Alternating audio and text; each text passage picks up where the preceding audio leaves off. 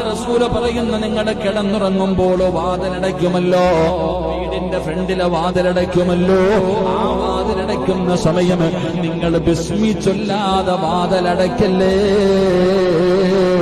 ബിസ്മില്ലാഹിർ റഹ്മാനിർ റഹീം, ബിസ്മി പറഞ്ഞിട്ടേ വാതിലടയ്ക്കാവൂ എന്ന് ആദരവായ പ്രവാചകൻ നബി മുഹമ്മദ് മുസ്തഫ സല്ലല്ലാഹു അലൈഹി വസല്ലമ തങ്ങൾ പറയുന്ന, രാത്രി കിടന്നുറങ്ങുമ്പോൾ, ആ ഉറങ്ങുന്നതിന് മുമ്പ് നിങ്ങൾ തയ്യാറെടുക്കുമ്പോൾ വാതിലടയ്ക്കുന്ന സമയം നിങ്ങൾ ബിസ്മി പറഞ്ഞിട്ട് വേണം വാതിലടയ്ക്കാൻ.